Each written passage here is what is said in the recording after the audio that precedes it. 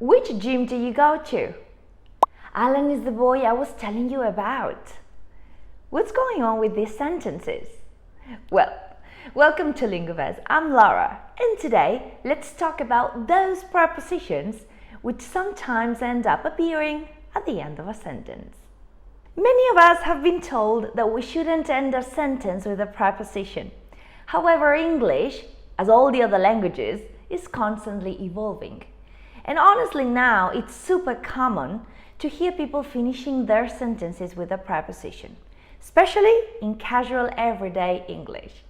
When we use prepositions at the end of a sentence, we usually call them either stranded prepositions, hanging prepositions, or dangling prepositions. In any case, all the names refer to the same, to the fact of leaving a preposition behind. And if you'd like to learn a bit more about what these stranded prepositions are and how they work, follow us on our channel Lingoverse and stay with me for the whole lesson because we've prepared for you amazing and clarifying explanations and lots of activities to practice. You cannot miss it. And of course, to practice a bit more apart from these dangling prepositions, have a look at our social media, where you can find daily content, posts, games, and much, much more. Stranded prepositions can appear in different situations of our everyday English. And one of the most common ones is with WH questions. Yes, it's very usual to find stranded prepositions when we use WH words, like what, which, who, where, when. Coming back to our initial example, which gym do you go to? As you can see, this WH question finishes with a preposition, the preposition to, go to. And the very common way to answer this question would be to say, well, I go to the super energy gym. It's very interesting to see how the answer and the question connect. So this use of a dangling preposition kind of prepares the question to connect directly with the answer. Let's do a few more examples. Look, what if I tell you, who did you travel with? You can answer saying, I traveled with my boyfriend. Or, what are you worried about? You can answer saying, I'm worried about my future. So you see, it's like the answer and the questions connect. This is a very common use to use stranded prepositions with WH questions. I have to say that when using WH questions, there is also the possibility of restructuring the whole sentence and try to avoid a stranded preposition. So instead of saying, which gym do you go to? You could also say, to which gym do you go? Or who did you travel with? You could say instead, with whom did you travel? Or even, what are you worried about? You could say, about what are you worried? May you say that? Yeah, you may, but honestly, this new structure sounds to me a bit too formal and rather outdated. So my advice for you is, when you feel that using a stranded preposition sounds natural and good, do so. Let's have some practice now together to make sure that this is crystal clear. Look, I'm going to give you an answer to a question and some seconds for you to think of which question, WH question, with a stranded preposition would be amazing to match this answer. Shall we try? Okay, so look, this is the answer. They are staying in my room. They are staying in my room. Which question with a stranded preposition would be amazing to match this answer? 5 seconds.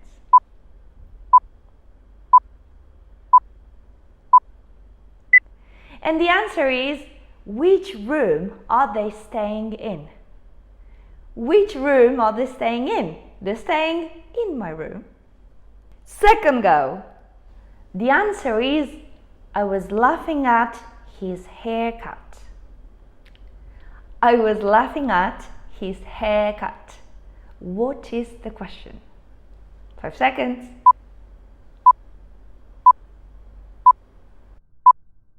And the question is, what were you laughing at? What were you laughing at? I was laughing at his haircut. And one more. The answer is, we should send it to the manager.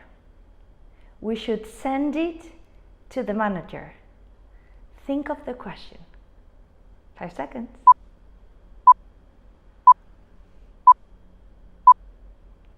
And the question is, who should we send it to?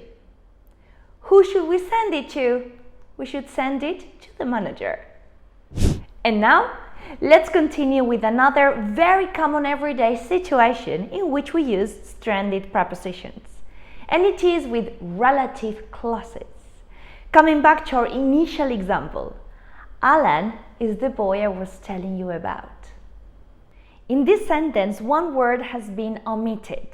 It is the relative pronoun that or the relative pronoun who. Because the complete sentence would be, Alan is the boy that I was telling you about. Or, Alan is the boy who I was telling you about.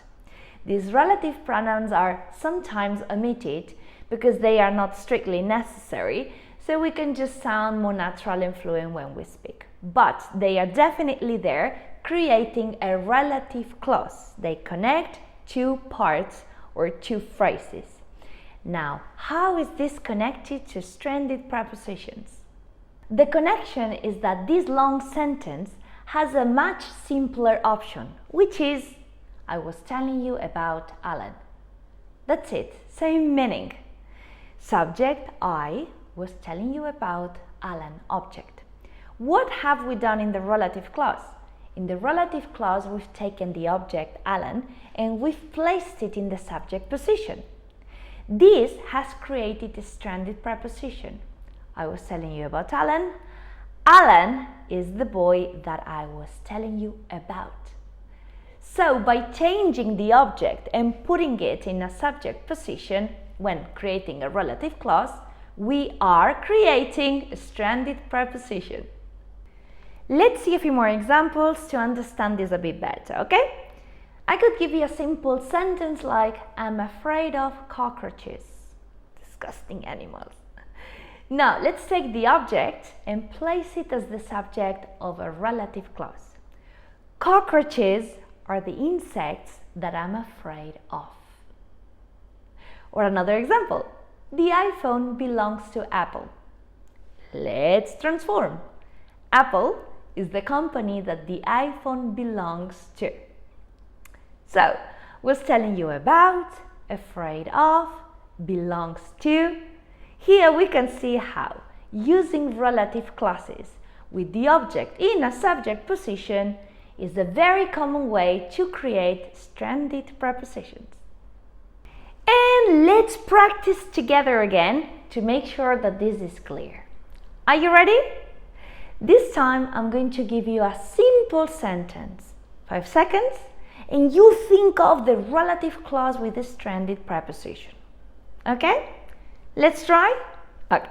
My first sentence is, I was angry at my boss.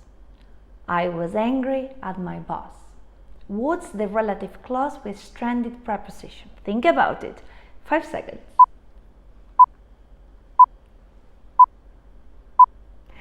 And the answer is, my boss is the person that I was angry at. My boss is the person that I was angry at. Second simple sentence, I'm interested in psychology. I'm interested in psychology. What's the relative clause? Think about it.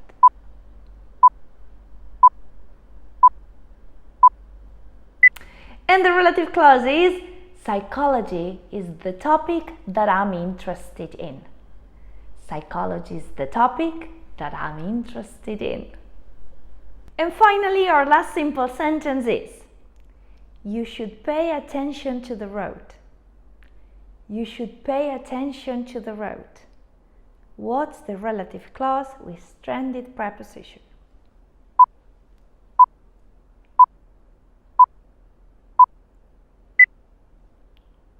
And the answer is, the road is the thing that you should pay attention to.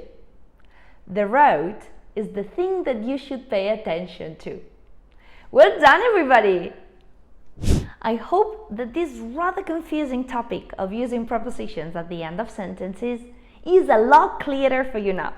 If you enjoyed this lesson, like it, share it with your friends, and make sure that you are one of our followers and you've rung the bell to know when there are new lessons ready for you. In the meantime, why don't you check these lessons over here? Make sure that you've watched them. I'll see you very soon, but in the meantime, practice this, enjoy it, and share it.